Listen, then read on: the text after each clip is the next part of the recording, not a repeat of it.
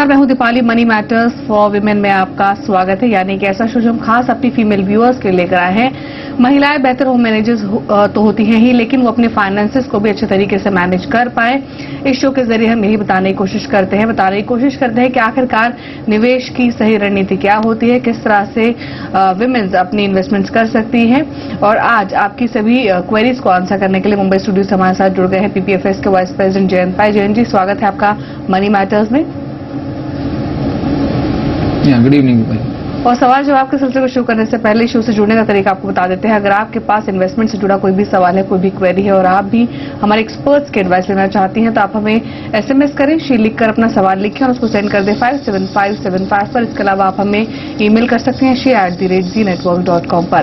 Email करते वक्त अपनी कॉन्टैक्ट डिटेल्स आप जरूर मेंशन करें। और अब सवाल जवाब के सिलसिले को शुरू करते हैं। पहली कॉलर आशा रानी जालंधर से हमारे साथ जुड़ गई हैं। स्वागत है आशा जी आपका मनी मैटर्स में। क्या है आपका सवाल, पूछिए। हाँ जी मैडम, ये है सवाल कि एक साल में हम ज्यादा से ज्यादा और कम से कम कितना कंट्रीब्यूट कर सकते हैं जी एनपीएस में। हाँ जी। आपकी उम्र क्या है आशा जी? हाँ जी, आपकी उम्र क्या है आशा जी? हाँ जी 27 जी, 27 प्लस जी। जयंत जी 27 ईयर्स ओल्ड है आशा जी और मंथली सैलरी करीब 40,000 है। एनपीएस में इन्वेस्टमेंट करने का इनका प्लान है। जानना चाहती हैं क्या कुछ बेनिफिट्स हैं इस प्लान में इन्वेस्टमेंट करने के, न्यू पेंशन स्कीम में क्या कुछ फीचर्स हैं। साथ साथ जिस तरह से उन्होंने स्पेसिफिकली पूछा कितना मिनिमम इन्वेस्टमेंट ईयरली इनको करना होगा अगर ये इसको चुनती हैं, तो क्या कहेंगे? ये जो आपने सोचा है वो बहुत ही अच्छा एक आइडिया है, क्योंकि ईएलएसएस को छोड़ के एनपीएस एक ही जरिया है जिससे आपको टैक्स बेनिफिट्स भी मिलते हैं और आप इक्विटीज में भी निवेश कर सकते हो। It's actually very easy to open the account, लेकिन क्योंकि इसमें डिस्ट्रीब्यूटर्स का बहुत कम कमीशन मिलता है, इसके लिए बहुत डिस्ट्रीब्यूटर्स ये बेचते नहीं हैं। लेकिन पीएफआरडीए जो ये एनपीएस का रेगुलेटर है, उसके वेबसाइट पे आपको सभी डिस्ट्रीब्यूटर्स के नाम और एड्रेसेस मिलेंगे। So you can approach any of them. और कई पोस्ट ऑफिसेज भी हैं जो एनपीएस डिस्ट्रीब्यूट करते हैं। सो pfrda.org.in ये वेबसाइट का नाम है, तो वहाँ जाके आप चेक कर सकते हो।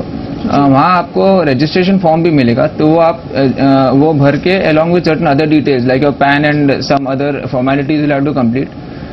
And after that you will be getting a number known as a retirement account number. उसको PRAN कहते हैं, परमानेंट रिटायरमेंट अकाउंट नंबर। क्योंकि आपका एज 27 है, आपको दो ऑप्शंस है। एक है एक्टिव चॉइस और दूसरा है ऑटो चॉइस। एक्टिव चॉइस में आप डिसाइड कर सकते हो कि आप जो भी इसमें निवेश करते हो, how that money will be invested. There are 3 major categories where money is invested. One is equities, second is corporate bonds and third is government bonds. तो एक्टिव चॉइस में आप डिसाइड कर सकते हो कि कितना हर एक में एनपीएस को आपके बिहाफ पे निवेश करना है। अगर आप ऑटो चॉइस चुनते हो तो जब भी आप 35 इयर्स के होते हो, उसके बाद एक फिक्स्ड परसेंटेज में ये तीनों में निवेश होता है। For example 50% in equity, 30% in government debt and 20% in bonds. तो अगर आपको लगता है कि ये चॉइस आपको एनपीएस फंड मैनेजर्स के ऊपर छोड़ना है, तो you could choose auto choice. और शायद आपने पूछा है कि कितना आप विड्रॉ कर सकते हो। So the rule is that अगर आप 60 इयर्स होने के पहले अगर एनपीएस का अमाउंट विड्रॉ करना चाहते हो, तो आपको केवल 20% आप जो भी अमाउंट है उसका केवल 20% विड्रॉ कर सकते हो, और बाकी 80% एक कंपलसरी मासिक इनकम में कन्वर्ट हो जाएगा, नोन एज एन एन्युइटी। और अगर आप 60 इयर्स के बाद वो विड्रॉ करते हो, so the amount which you can withdraw at that point goes up to 40%, और 60% एन्युइटी में कन्वर्ट होता है जी। So I feel that this is a very good way of investing into equities and also funding your retirement. जी बिल्कुल। यानी आशा जी, जिस तरह से जयंत जी ने बताया कि काफी अच्छा तरीका है एनपीएस में इन्वेस्टमेंट करना, इक्विटीज में भी एक्सपोजर लेना, साथ साथ अपने रिटायरमेंट प्लानिंग के लिए यहाँ इन्वेस्टमेंट करना सही रणनीति हो सकती है। क्या कुछ फीचर्स है, क्या कुछ बेनिफिट्स है इन्वेस्टमेंट करने के, जयंत जी ने आपको बताया। और आगे बढ़ते हैं। अगली कॉलर कामना भोपाल से हमारे साथ जुड़ गई है। स्वागत है कामना जी आपका मनी मैटर्स में। क्या है आपका सवाल, पूछिए। हेलो, कामना जी से बात। कामना जी अपना सवाल पूछिए। हेलो। लगता है कामना जी से संपर्क नहीं हो पाया, शायद लाइन में कुछ प्रॉब्लम है। इनका क्वेश्चन मैं आपको बता देती हूँ जयंत जी। 2007 से LIC मार्केट प्लस में ये इन्वेस्टमेंट कर रही हैं और जो ईयरली इन्वेस्टमेंट कर रही हैं करीब 6000 का कर रही हैं, यानी प्रीमियम जो पे कर रही हैं 6000 का है। अब आपसे जानना चाहती हैं, क्योंकि ऑलरेडी ऑलमोस्ट 5 इयर्स इस प्लान को खरीदे हुए इनको हो चुके हैं, क्या इसमें इन्वेस्टमेंट्स इनको कंटिन्यू करनी चाहिए, क्या कहेंगे? LIC मार्केट प्लस एक यूलिप है, तो इसमें कोई रिटर्न्स गारंटीड होते नहीं है और नॉर्मली यूलिप्स में फर्स्ट 3 से 5 साल में काफ़ी जो खर्चे हैं, जो पॉलिसी के एक्सपेंसेस हैं वो कटते हैं। तो ऑलरेडी आपने 5 साल तो निवेश किया है एंड आपने देखा होगा कि आपने जितना प्रीमियम भरा है शायद उससे भी कम आपका करंट फंड वैल्यू है, but that is because of 2 reasons. एक तो शायद आपने ज़्यादा इक्विटी वाले ऑप्शन में निवेश किया होगा, क्योंकि इसमें कई ऑप्शंस है which range, I mean there are 3-4 options which were in the equity component changes. तो अगर आपने ज्यादा इक्विटी वाला ऑप्शन लिया होगा तो क्योंकि मार्केट्स काफी खराब है लास्ट 5 साल से, शायद आपको लॉस हुआ होगा, प्लस जो भी खर्चे कटे उसके कारण फंड वैल्यू कम हुआ होगा। लेकिन आगे जाके both these things could change. For example जो भी खर्चे हैं वो कम कटेंगे over the next few years of the policy, because major expenses आपने already you are borne it. And second is also there is a hope that a market will revive. तो मुझे लग रहा है कि आपको ये पॉलिसी में निवेशित रहना चाहिए and don't surrender it right now. जी बिल्कुल, यानी कामना जी, जिस तरह से जयंत जी ने बताया कि अगर इस पॉलिसी के फंड वैल्यू को लेकर आप चिंतित हैं तो यहाँ पर आपको अब चिंता करने की जरूरत नहीं, क्योंकि इनिशियल ईयर्स में यूलिप में जो चार्जेस होते हैं वो काफी हाई होते हैं। ऑलरेडी 5 इयर्स हो चुके हैं, इसलिए आप मेच्योरिटी तक बनी रहिए और यहाँ पर इक्विटी ओरिएंटेड ऑप्शन में आप अगर चुने, अगर आपने वो फंड नहीं चुना हुआ है तो, ताकि आपको लॉन्गर रन में अच्छे रिटर्न मिल पाए। लेकिन व्यू यही है कि टिल मेच्योरिटी इस प्लान को आप होल्ड रखें। और आगे बढ़ते हैं, अगला ईमेल है जयंत जी हमारे पास सोना का मुरादाबाद से। आईसीआईसी प्रूडेंशियल इंफ्रा के ऊपर इनका क्वेश्चन है और सवाल इनका यह है कि 2007 में इन्होंने लमसम इन्वेस्ट किया था आईसीआईसी प्रूडेंशियल इंफ्रा में करीब 1 लाख रुपए। अब क्योंकि इंफ्रा सेक्टर की परफॉर्मेंस जिस तरह से रही है उसको देखते हुए फंड की परफॉर्मेंस पर भी जाहिर असर पड़ा है और यहाँ इन्होंने बताया है कि जिनकी फंड वैल्यू है वो 1 लाख से गिरकर महज 75,000 रह गई है। अब आपका व्यू जानना चाहती हैं, क्या करें, क्या यहां से एग्जिट करें और किसी और फंड में इस रकम को लगाएं? और इन्होंने ये भी मेंशन किया है कि अगर जरूरत पड़ी तो ये इस फंड को होल्ड भी कर सकती हैं, क्या कहेंगे? सोना जी, जब भी हम म्यूचुअल फंड्स में निवेश करते हैं हमको 2 चीजों का ध्यान रखना है। एक तो लमसम इन्वेस्टमेंट में एक जोखम होता है which is not there in monthly SIP investment through SIPs। Second is कि आपने सेक्टर फंड चुना है। सेक्टर फंड का एक पॉजिटिव या नेगेटिव जो हम लोग कह सकते हैं is that they can invest only in a particular sector. Like ICICI का जो इंफ्रास्ट्रक्चर फंड है that can invest only in infra stocks, और unfortunately 2007 was the best time for infra stocks. उसके बाद उनका परफॉर्मेंस खराब रहा है फॉर 2 मेजर रीजंस। एक तो interest rate cycle has changed, interest rates have gone up since then, and second is government policies जो expected thing, which will favor the sector, that has not happened.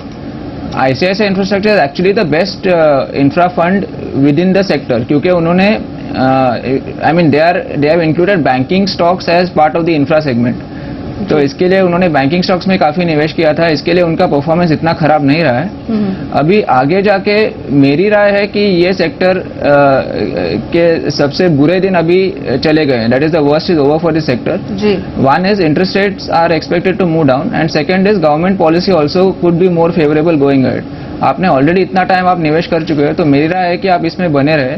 In fact you can add some more at this point if you have some funds.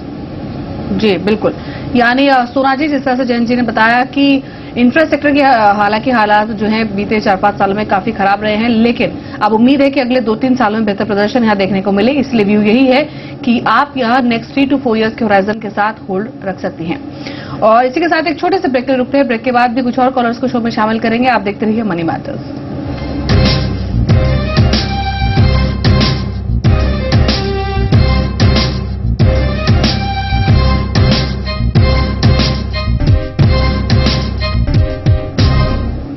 Break के बाद money matters में एक बार फिर आपका स्वागत है और आज आपकी सभी क्वेरीज को आंसर कर रहे हैं PPFS के वाइस प्रेसिडेंट जयंत पाय। एक बार फिर आपको बता देते हैं कि इस शो से जुड़ने का आखिरकार क्या तरीका है। हाउसवाइफ हो या वर्किंग फीमेल्स हो, सभी हमारे शो में शामिल हो सकती हैं, हमारे एक्सपर्ट्स की एडवाइस ले सकती हैं।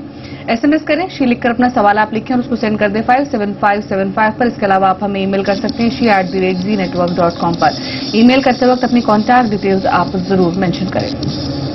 और आगे बढ़ते हैं, अगली कॉलर सपना सिंह कोलकाता से हमारे साथ जुड़ गई हैं। स्वागत है सपना जी आपका मनी मैटर्स में। क्या है आपका सवाल, पूछिए। नमस्कार जी, मैंने अपना सवाल भेजा था कि मैंने अभी रिसेंटली एक SIP प्लान शुरू किया है जी। और मैंने वो सारी डिटेल्स आपको भेजी है। ये पूछना चाहती हूँ कि वो मेरा रिटायरमेंट के हिसाब से 15 इयर्स का मेरा व्यू है, तो उसके हिसाब से ये क्या ठीक है? जी पूछ लेते हैं जैन जी से। जैन जी, ऑलरेडी सपना ने हमें अपना पोर्टफोलियो सेंड किया हुआ है जिसमें ये इन्वेस्टमेंट्स कर रही हैं। इनके पोर्टफोलियो की अगर बात करें, म्यूचुअल फंड्स इन्होंने चुने हैं। DSPBR टॉप 100 है, इसमें 2000 रुपए पर मंथ इन्वेस्ट कर रही है। ICICI प्रेजेंशियल डिस्कवरी है, HDFC बैलेंस्ड है, HDFC मिड कैप अपॉर्चुनिटीज है, रिलायंस इक्विटी है और आखिरी फंड है Reliance equity opportunities.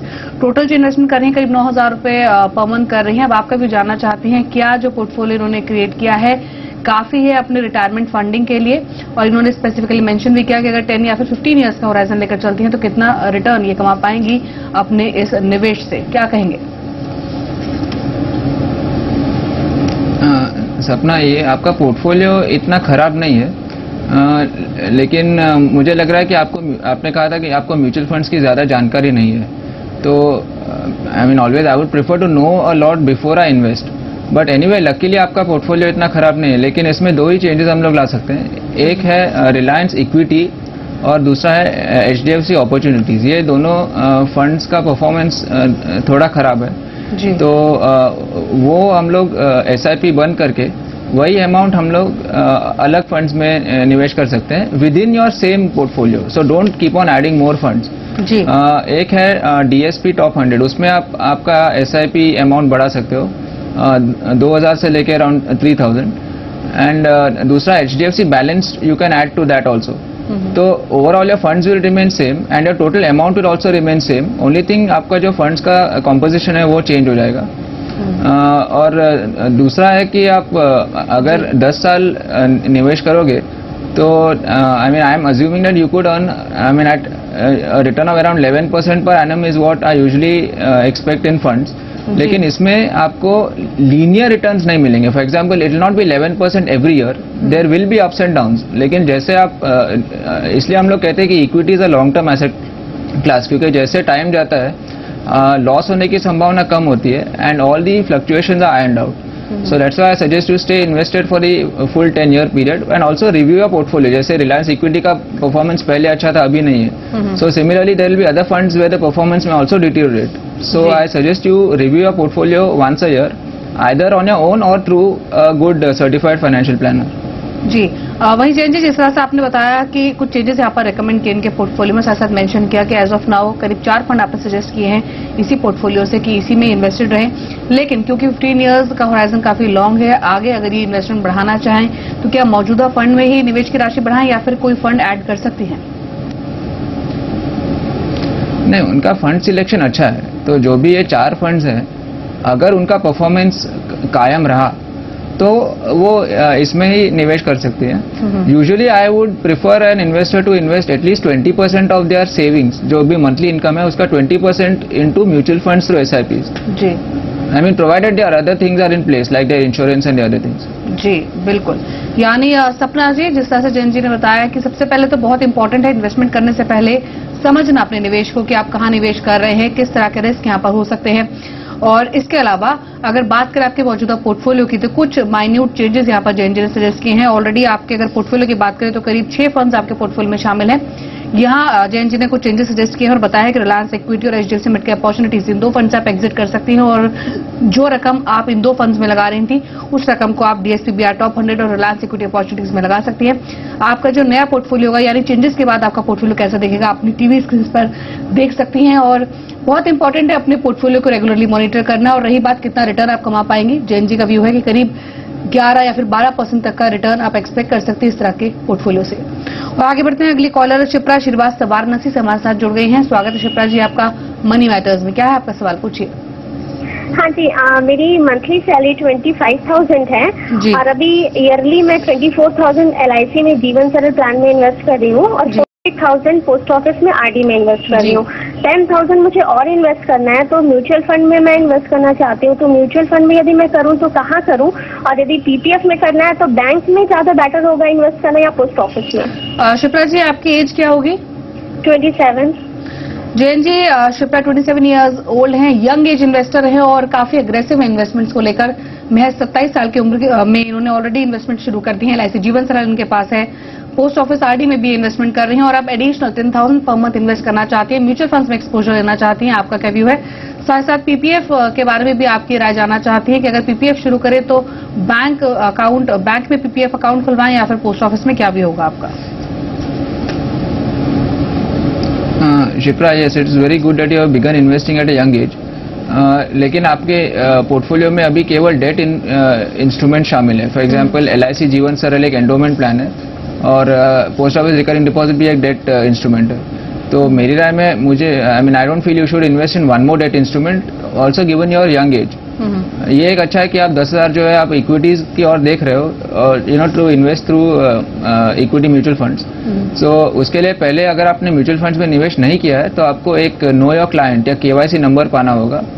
You could get it through a website known as scamsonline.com and it is free एंड आपको 8 से 10 दिन में वो नंबर मिलेगा। उसके बाद आप कोई भी म्यूचुअल फंड्स में निवेश कर सकते हो। क्योंकि आप बिगिनर हो, मुझे लग रहा है कि आप एक लार्ज कैप फंड तो आपके पोर्टफोलियो में होना ही चाहिए and you could supplement it with a mid cap fund or a large to mid cap fund. So तो ये 10,000 जो है let us divide into two parts. So 5,000 you could choose a good large cap fund like Franklin Blue Chip और DSP Top 100 और HDFC Sensex Plus, और जो बाकी 5,000 है you could choose either HDFC Top 200 और IDFC Premier Equity. Ji. So and plus if your financial horizon जो भी आपका गोल है या लक्ष्य है अगर 10-15 साल का मिनिमम का हो तो मुझे लग रहा है कि इक्विटी से और अच्छा कोई ऑप्शन नहीं है।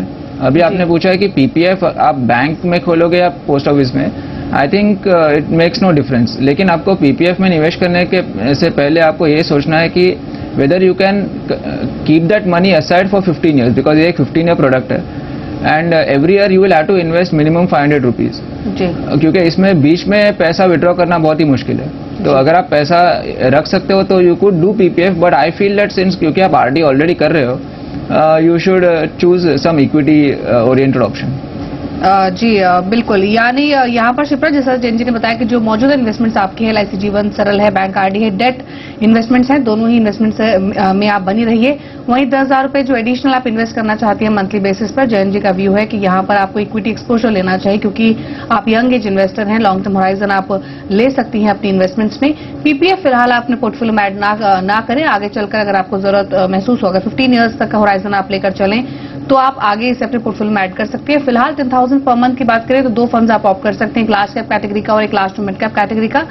यहाँ पर नेम्स की अगर बात करें तो HDFC सेंसेक्स प्लस है, साथ साथ IDFC प्रीमियर इक्विटी, 2 फंड्स आप निवेश के लिए चुन सकते हैं। लेकिन जिस तरह से हम हमेशा कहते हैं कि बहुत ही इंपॉर्टेंट है अपने पूरे पोर्टफोलियो को रेगुलरली रिव्यू करना, लॉन्ग टर्म होराइजन के साथ इन्वेस्टमेंट करना। और इसी के साथ एक और छोटे से ब्रेक के लिए रुकते हैं, ब्रेक के बाद भी सवाल जवाब का सिलसिला जारी रहेगा। आप देखते रहिए मनी मैटर्स।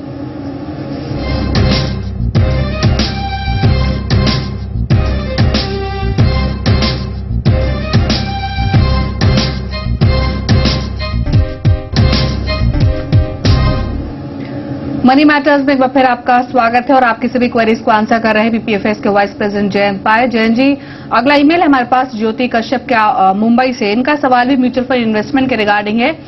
ये इन्वेस्टमेंट्स करना चाहते हैं म्यूचुअल फंड में, करीब 4 से 5,000 रुपए पर मंथ इनिशियली इन्वेस्टमेंट करना चाहती है। किस तरह के फंड्स इनको ऑप्ट करने चाहिए, ऐसा जानना चाहते हैं। जिस तरह से उन्होंने हमारे शो में सुना है कि हम हमेशा कहते हैं कि लॉन्ग टर्म होराइजन रखना चाहिए म्यूचुअल फंड इन्वेस्टमेंट में। ये जानना चाहते हैं क्या कुछ फायदे हैं अगर लंबी अवधि के नजरिए से म्यूचुअल फंड में निवेश करें, और अगर छोटी अवधि के नजरिए से निवेश करते हैं तो क्या कुछ नुकसान हो सकता है, क्या कहेंगे?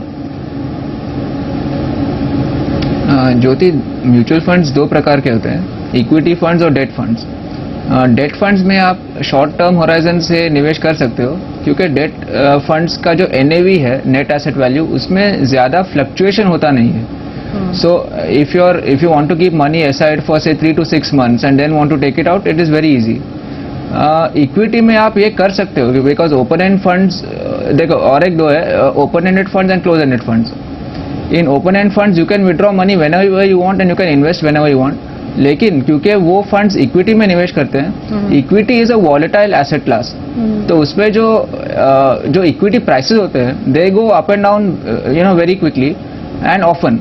सो जो म्यूचुअल फंड का एनएवी है वो भी फ्लक्चुएट होता है, लेकिन जैसे टाइम बीतता है, लाइक से 3 to 5 years और बियॉन्ड, ये जो फ्लक्चुएशंस है they reduce for the investor, and so that's why the NAV fluctuation also reduces. इसके लिए आपके लॉस होने की संभावना कम होती है, आप जितना ज्यादा समय तक निवेश कर सकते हो। इसके लिए हम कहते हैं कि इक्विटी में आप ज्यादा समय तक निवेशित रहे तो अच्छा है।